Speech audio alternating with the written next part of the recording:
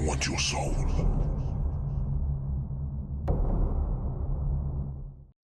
If I stay put, there will be no pain. I will finish typing this out and go into the kitchen to fix one last gin and tonic. I'll pop one last pill of Z into my mouth, wash it down with a cocktail, and have a seat as the warmth rushes over me. I won't even see them coming, and I won't know how they do it either. But it will happen mercifully quick, like flipping a light switch, and then there will be nothing. But if I run, it will take much, much longer, and the pain will grow so large that it will claw through the calming embrace of the Z and fill my last moments alive with the sounds of my own anguished screams. The rock that fell one evening from outer space and landed in Andre Phillips's backyard didn't look particularly unusual, but it cured the man of cancer. Stricken with stage 5 lung cancer, Andre had been sitting on his back porch drinking a beer against his oncologist's advice, staring up at the sky, pondering his own death when the object dropped down into the grass a few yards away from him. Right away, I felt it in my head, he later reported. I felt it all over, like I'd been purified, my mind, my body, and my soul. It was like a second chance, a gift from God. Andre bought a special display case for the meteorite that had saved his life, and he kept it in his bedroom to pray beside every night. However, the miracle rock did not stay there for long. A week later, after it landed in Andre's yard, it went missing, along with Andre himself. Before his disappearance, Andre had contacted a number of news outlets with the story of his miraculous recovery. Only one reporter had taken him seriously, and not for very long either. When she followed up with the doctors who had treated him, they all denied that anything out of the ordinary had ever even happened. They insisted that the cancer had not been that far advanced, which was a lie, and that while rare, lung cancer was sometimes able to be cured, if caught soon enough, and that's probably what happened. The reporter, though not very experienced, got the sense that the doctors weren't telling her the truth, and further that they wanted to tell the truth, but something was preventing them. Still, there was nothing she could do, and her producer killed the story the day before Andre went missing, and so the public never heard the story of Andre Phillips and his miracle rock, and that was very much by design. The invitation was passed on through my former mentor, an old and distinguished professor. They had asked him for the best chemist he knew, and much to my embarrassment when he told me, he had named me. Who they were wasn't entirely clear to him, nor was the exact nature of the project. But the man he had spoken to, who called himself the director of the project, had seemed deeply knowledgeable and with easy access to deep resources. To demonstrate his resourcefulness, the director had apparently placed a tidy sum of money in my bank account without my knowledge. "He says the money's yours either way, Sally," said my mentor over the phone. "He says there's a lot more where that came from if you accept. And beyond that, a scientific mystery unlike the world has ever known. Plus, a state-of-the-art lab to work through in it. Sounds pretty intriguing if you ask me. If I were 15 years younger, I'd be all over it myself," he said. I was indeed intrigued, and so I agreed to travel to Maine where the research was to be conducted. The facility where I would end up living and working for the next 3 months was located in Brooks, Maine, a little township only a few miles off the bustling coast. But those few miles made all the difference between some semblance of civilization and the deep wilderness. After a drive down a long dirt road that cut narrowly through a forest, I arrived there in my rental car. It lived up to all the cliches of a top-secret research facility. There was a guard stationed in front of a gate with barbed wire on top. Beyond that, the building itself looking cold and lifeless, juxtaposed before the rolling lush green hills. The guard there was conspicuously armed. I handed him my ID and looked up into the video camera that was glaring down at me. He let me pass through and I drove onto the parking lot. There, a second armed man escorted me to the entrance of the building. I waited while he entered a code into the keypad, swiped his access card, and finally proffered his eye for a retinal scan.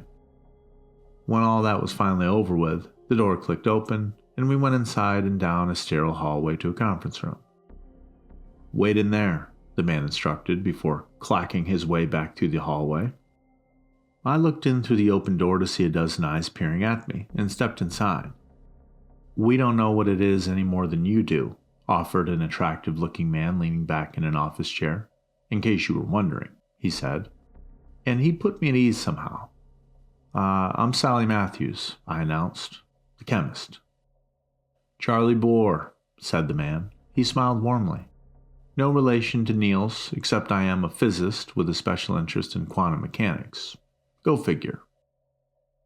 Yeah, he says the exact same thing to every person who walks in the door," observed a woman sitting on the other side of the table.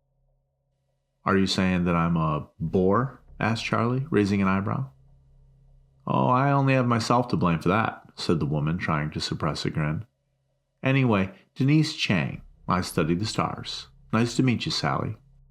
"Well, stop me if you heard this one before," said Charlie. "A chemist, a physicist, and an astronomer walk into a secret research facility, along with a geologist, an oncologist, and... Oh, no, sorry, Miles. I remember your name, but I'm drawing a blank on your field of interest." "Psychology," said the man named Miles. Something about him weirded me out the moment I noticed him. Maybe because it was already so tense, and he had an icy demeanor, in stark contrast to Charlie's cheerful gregariousness. Right, said Charlie. "A psychologist." "Of course, what project doesn't have a geologist and a psychologist working side by side? Those rocks, you know. Lots of mother issues to work through."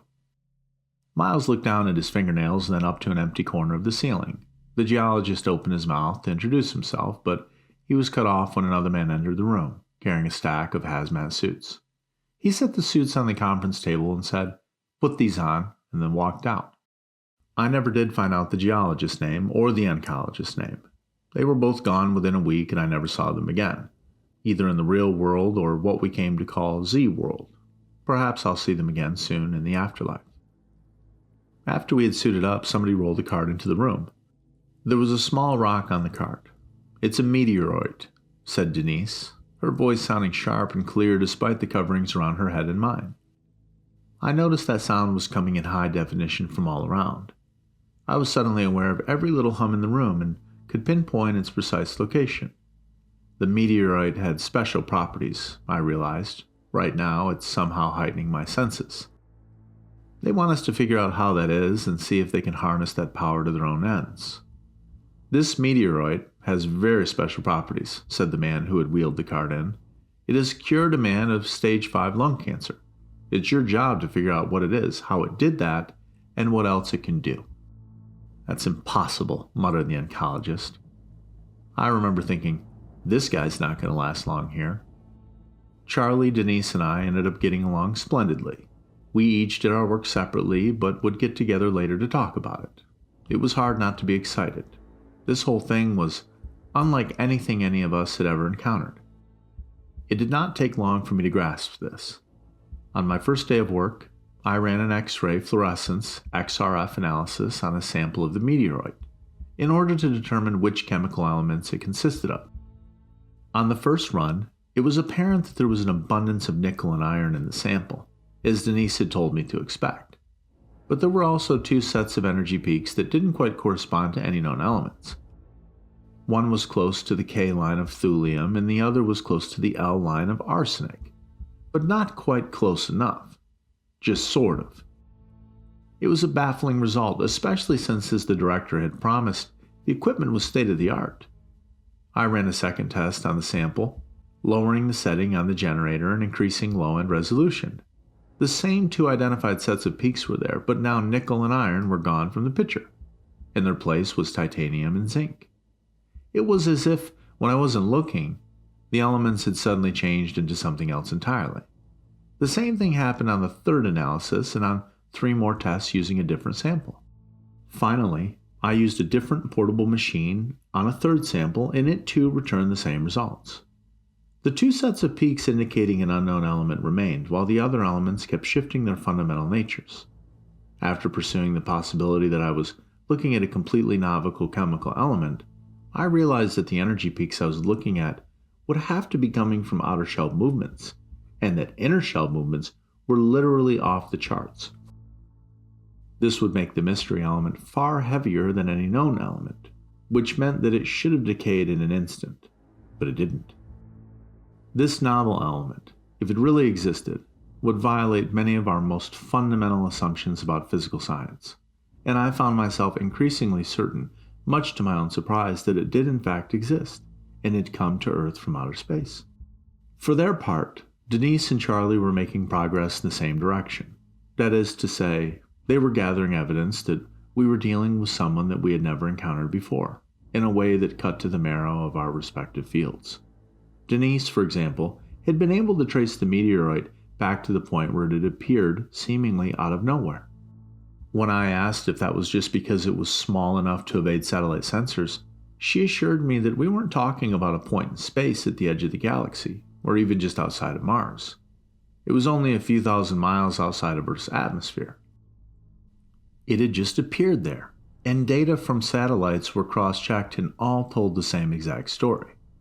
At the same time, she said, there was every indication that the meteorite had come from very far away, and had likely been created and propelled through space by a massive event that had occurred a very long time ago. This led to speculation on our part about wormholes, or faster-than-light-speed travel. Somehow, things that we had never given thought to in a long time and maybe never gave serious thought to even being real, became the frequent subjects of conversation and speculation. One day, while we were sitting at a cafeteria table eating bland food, Charlie summed up his thoughts like this. Reality would rather blow itself up than change, and when it does change, it blows itself up beforehand anyway. I guess a sort of protest. But that's not what's happening here. You've got protons hopping from bed to bed like swingers on a Saturday night. Usually when that happens, something goes boom. And that atom of yours, Sally? Same deal. That thing should be as unstable as a swinger on a Sunday morning after a Coke binge. But it's not.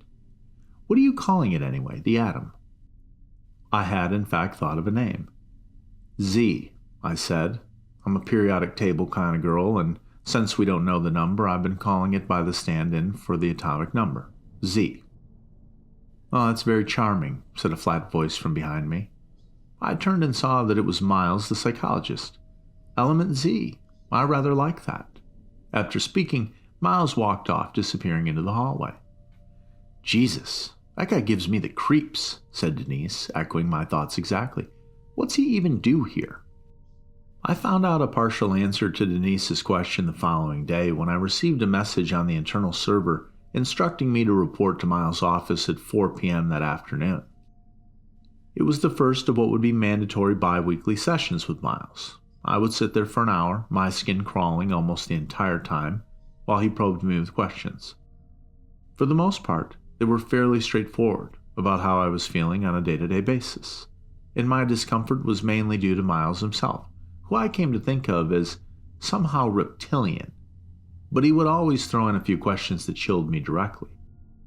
Sally, if it meant saving many lives and progressing the common goals of humanity, do you think you would have it in you to slit Charlie's throat in the night while he slept? Or he would ask, suppose Denise grew jealous of you in some way and attacked you from behind with a heavy object. Would you be able to neutralize her? I don't mean physically, I mean, would you have the psychic fortitude to kill somebody who's meant to kill you? Or on one occasion he said, tell me about your sexual fantasies, Sally. Whom do they involve? Are you sexually attracted to anyone in this facility? Are you sexually attracted to me? His questions made me feel deeply uncomfortable, but I wasn't sure what to do about them, so I always gave a non-committal answer and tried to change the subject. I mean, frankly, the guy creeped me the fuck out. But there was no HR department to complain to.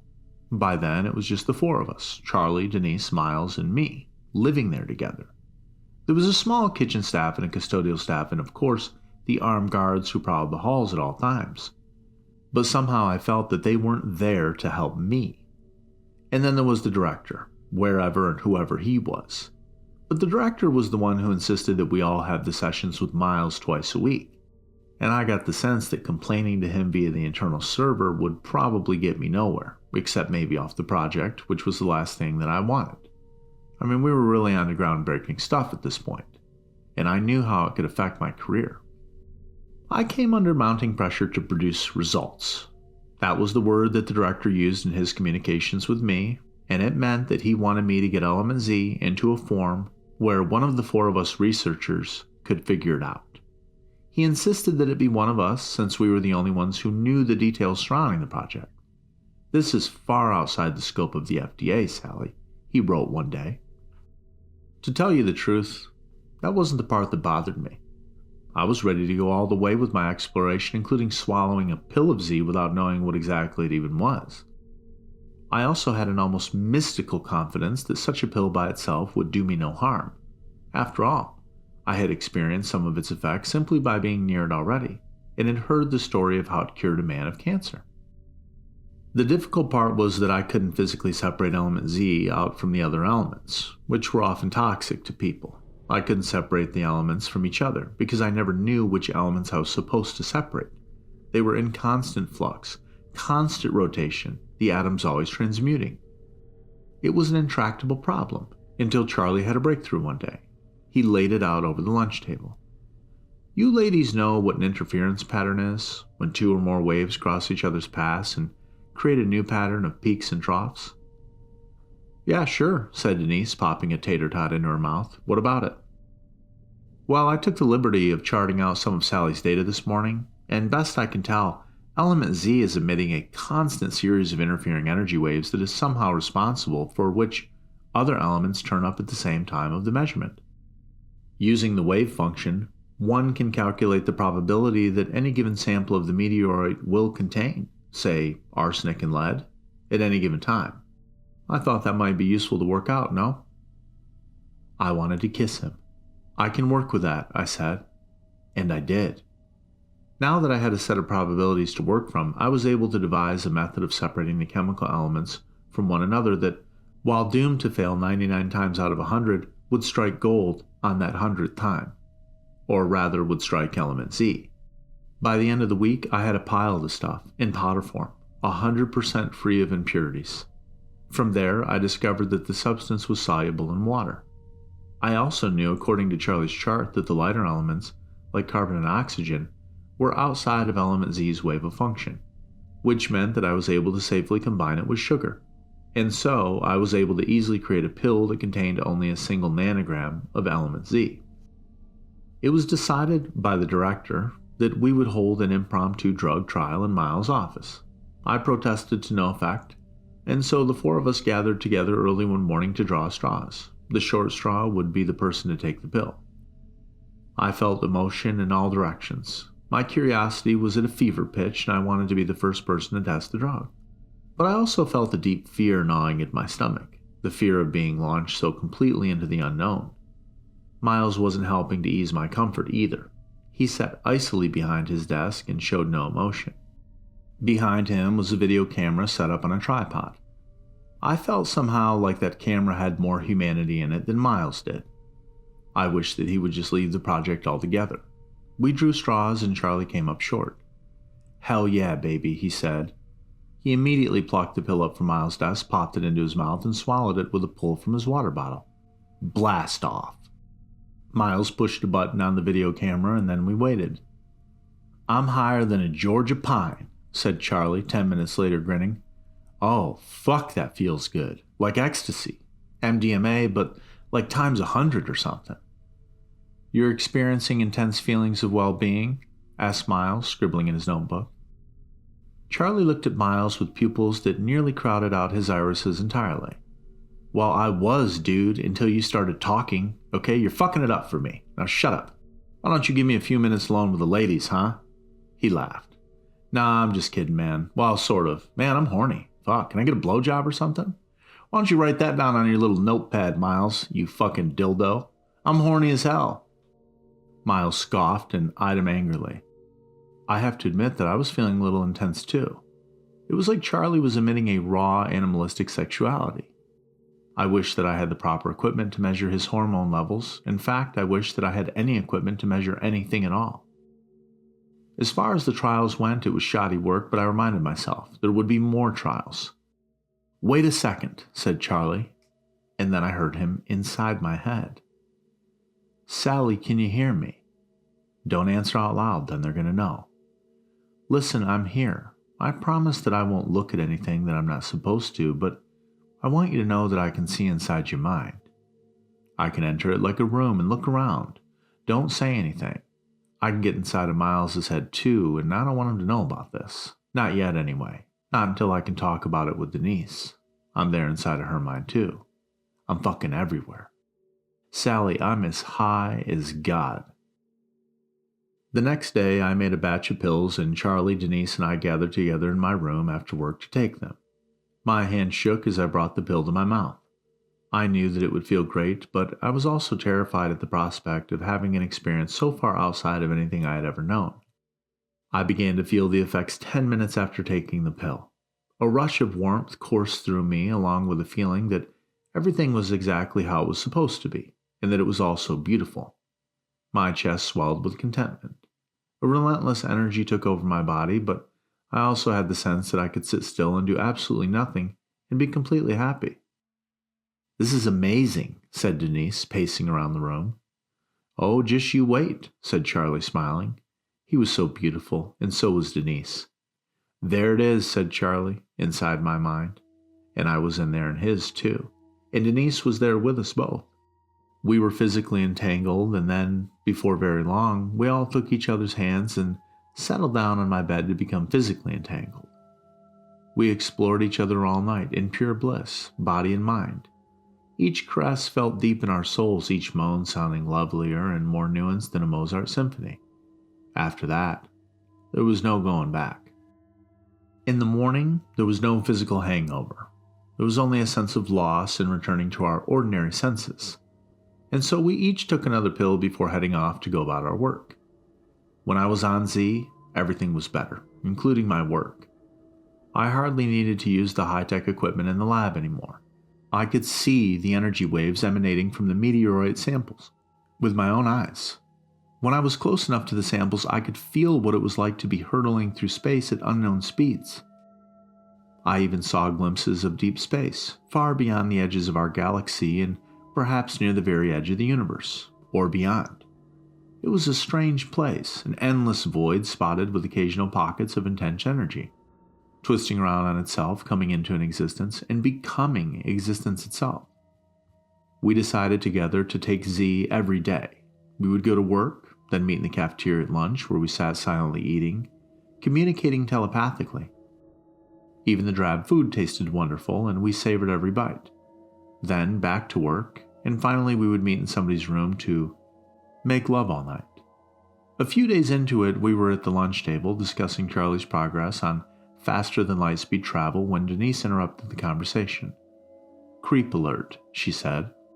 I could feel it too. A cold presence in the hallway getting closer. Miles. He was like a dark spot in our joy. Every other person down to the security guards carrying their loaded weapons was beautiful to us. Their insecurities, their desires, their kindness, and their cruelties, they were all evident to us like an open book, and we came to view them all as perfect creatures, exactly as they were supposed to be. But not Miles. Miles was something else. He was closed to us, and we trusted him less than ever before. "I'd like to try a pill, Sally," said Miles, now standing behind me. "I know that you three have been taking it, and are on it right now. And I want to try it for myself. The director has requested my first-hand account of it as well." "No way can we let him have this," said Denise. "Can you cook up some MDMA and give him that? He won't even know the difference." I looked up at Miles. "I'll have to make one up for you. After lunch, okay?" I said. "Excellent," said Miles. "Bring it to my office if you'd be so kind. After all, it's Tuesday, and you'll be coming by anyways for our meeting, right?" "Yep, that's right. I'll see you at 4 o'clock, I said. "Just go away, Miles," said Denise. "You're a fucking weirdo." "Very well," said Miles, stalking off towards the hallway. Later that day, I brought Miles an MDMA pill that I had produced and sat down for my interview. I was still a little high on Z, and it was my first interview in that state. "Thank you, Sally," said Miles, putting the pill in a drawer. "Let's begin. If I told you that Charlie and Denise weren't really your friends, would you believe me?" No, I would not." "I wouldn't?" I said without hesitation. "They are my friends." And if they tried to kill you, would you still consider them friends? Well, they would never try to kill me. I understand, but that doesn't really answer my question. Well, I mean, why would they try to kill me, though? I mean, that matters. Sometimes killing somebody is a mercy. Interesting, said Miles, scribbling in his notebook. Very interesting. So if they had good reason to kill you, then that would be fine. You'd find that acceptable? I shrugged. I don't know, Miles. I'm not sure what to tell you. You've done well, Sally. Thank you. Is that it for today? Yeah, that's it. I left the room hastily, feeling queasy. Something about these meetings and Miles in general cut through all the warm feelings of Z and left me in a state of panic. I went straight back to my room and locked the door. I didn't want to see anybody. I just wanted to feel good again, so I took 2 more pills of Z. I felt Charlie and Denise approaching my room. I didn't want to see them and realized that I could hide from them. I could cloak my mind, so they wouldn't know where I was, and in this state I could still look into their minds.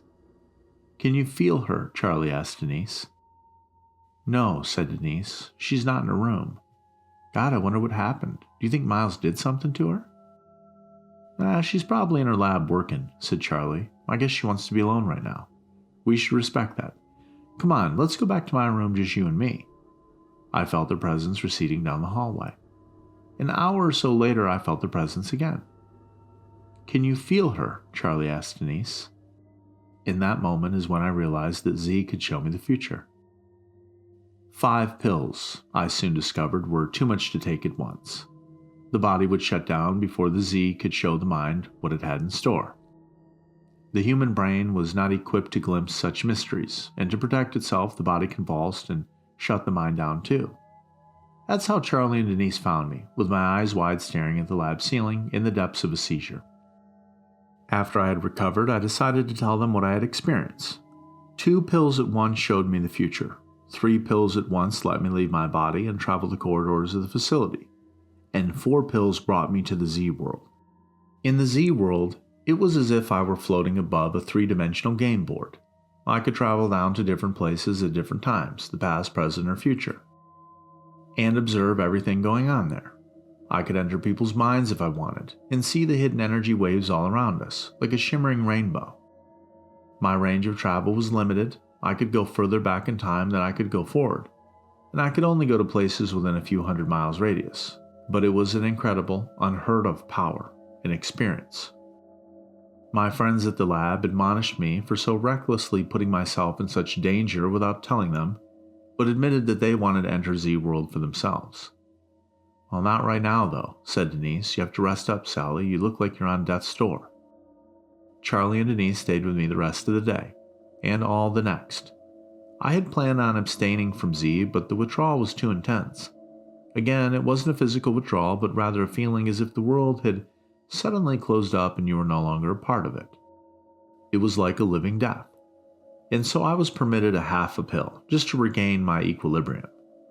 We decided to drop 4 pills each that weekend. It was very difficult to get through the week. Even taking 1 pill didn't quite do it for me anymore. Sure, it felt good, but nothing could compare to that feeling. Meanwhile, while we waited, we spent our lunch breaks and after hours talking about something we'd never talked about before. What exactly we were doing there, and what exactly were the implications of unlocking the power of Z. It cures cancer, I said one day to get the conversation going. It grants the power of telepathy, and lets you see the future. What's going to happen with these powers? Are they going to be released to the public for free? Will that be a good thing or not? And if they're not going to be released to the public, then who will hold them? And to what ends? We need to find out who the director is, said Denise in response. Is he part of the government? The military? Is he a venture capitalist? If we can find out who the director is, that will answer a lot of our questions, probably. Well, something tells me we're not going to like that answer, said Charlie. Think about it. The first time we heard about this thing, and the fact that it can cure cancer, was right here. What about the guy whose cancer was cured? How come he didn't tell the story to everybody he knew? How come it wasn't plastered all over the nightly news? Because somebody wanted to suppress the story, that's why. Because somebody was able to suppress the story. After talking it through, and by the time the weekend came around, we had a plan. The sensation of entering Z World was terrifying if you weren't expecting it, and even if you were. You would go from feeling every nerve in your body lit up with pleasure to feeling yourself being pulled away from yourself. It was like your brain was being pulled apart into two aspects. The physical one that regulated body functions, and the extra-physical one, where consciousness lived. You were split in two, and felt yourself lifting up even as you knew that you were sitting still. The three of us met in the clouds, high above the research facility, looking down on the sprawling hills of Brooks, Maine. The plan was to travel back to the place and time where the meteorite had first landed. This was information that Denise had and knew well. We reasoned that if we followed the news of the meteorite's landing, we would eventually run into the director. Focus, I said. Repeat the coordinates and the time over and over again, together. We did this and soon found ourselves on a porch next to a man who was drinking a beer and staring up at the sky. He was thinking about all the mistakes he'd made in his life and all of the people he'd hurt, and how much he wished he could make it all right. He thought about how impossible it was to do that, but there was enough time to maybe make a few things right, and that's all he wanted to do. The meteorite then fell, and we sensed the change in him right away. We knew what it was, but he didn't. We stayed with him that night and followed him to the hospital the next day. There, we split off. I went back with Andre Phillips to his home, while Denise and Charlie stayed at the hospital, and traced the news as it spread among doctors. The whole time I was with him, I could feel the utter joy pouring out of him. He truly did view his cure as a second chance at life, and made good on his plan to make amends wherever he could. He was a beautiful soul and a lonely one, and I ached for him the entire week I followed him. On the last night of Andre's life, Charlie and Denise appeared next to me in Andre's room. "It's Miles," said Charlie. "Miles is the director. He's part of a secret military branch involved in developing mind control techniques, among other things, and he's here now." We watched, helpless to change anything, as Miles crept into Andre's room and smothered the man with a pillow, murdering him in cold blood. When we came back to our bodies, Miles was sitting there in my room, swirling a glass of scotch around. I tried, as I had many times, to penetrate Miles's mind and was met only with a cold spot. And that was when I realized it. "That's right, Sally. I've been on Z since the day you figured out how to make it ingestible." He smiled and took a sip of scotch. "You could all be dead, you know. It would have been very easy at any time. Truly, I don't need anything more from you. I have Z, and that's quite enough." "So why are we all alive then?" asked Charlie. "Well, despite what you may think, I'm not a monster. What the three of you managed to achieve is remarkable, and I'm not one to steal the fruits of someone else's labor without due compensation. So here's the offer. If you stay here, you can see if you can extract anything else useful from the substance, and you will have a lifetime supply of Z, regardless if you manage to make further discoveries or not. But you must never tell anyone about anything remotely related to Z, and that's my offer." "And if we refuse?" asked Denise. "Okay." "Right, what do you think?" said Miles. He took another sip of scotch. "What are you going to do with it?" I asked. "Will you release it to the world?" Nothing too dramatic. It will serve the United States' interest, and no, the world will never know it even exists." "But it can cure cancer," I said. "Surely that's in the interest of the United States." "Listen, we can't have the public going around reading each other's minds, Sally, okay? We can't have people knowing that's possible." "Well, maybe there's a way to separate out the effects," said Denise. "Maybe we can cure cancer without the mind reading." "Okay, well then stay and work on that. You figure it out," said Miles. I didn't need to be a mind reader to know what Miles was also thinking. "But even if we could do that, you'd never allow it into the world, because somebody could take the cancer drug and work from there to produce a mind-reading drug." Miles then scowled. It was the first time I had seen any trace of emotion on his face. "It's your choice, okay? Stay here, get high, and fuck each other all day, or you can all die.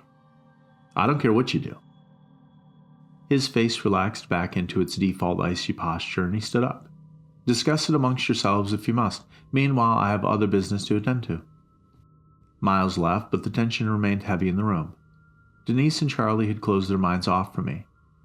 "Sally, there's nothing we can do about it. Just stay with us. We can have a lot of fun," said Charlie.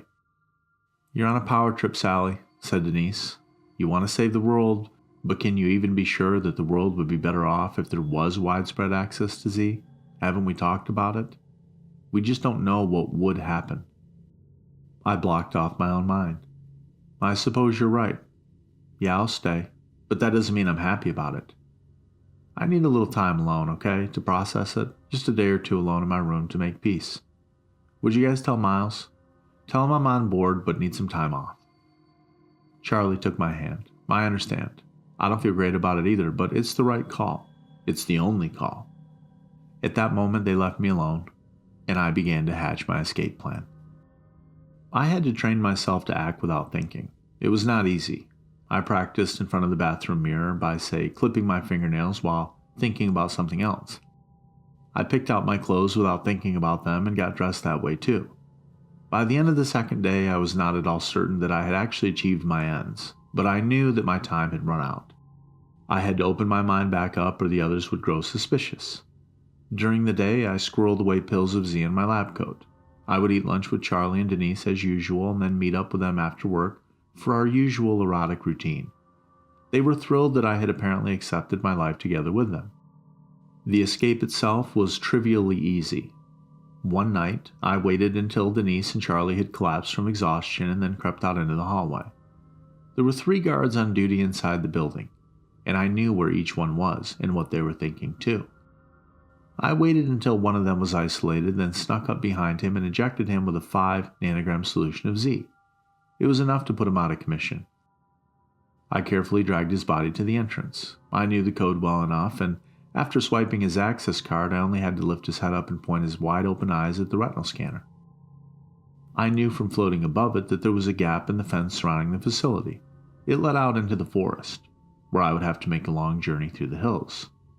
As soon as I crawled under that gap and into the dark night, I was struck by 2 certainties. First, that I was free, and the second was that I would soon be dead. In every future I have seen, I am murdered. There is no escaping it. This course I've been on now is the one where I live the longest. I also know that this is the only channel through which I can tell the world about Z. I won't be alive long enough to know if you'll ever believe me, or if you'll ever be able to do anything about it. I only know that any channel, other than telling the public directly, is closed off by Miles' far-reaching stranglehold. Mr. Grinless, for that matter, is one of the only people that Miles can affect. My mentor, the one who initially reached out to me about the project, has gone missing.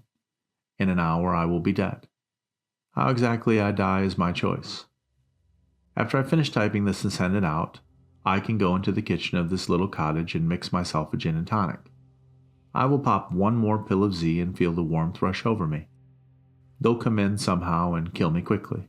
My guess is that it will be a bullet to the back of my head. Or I can run. If I do that, a dark blue RAV4 will ram into the side of my little Civic.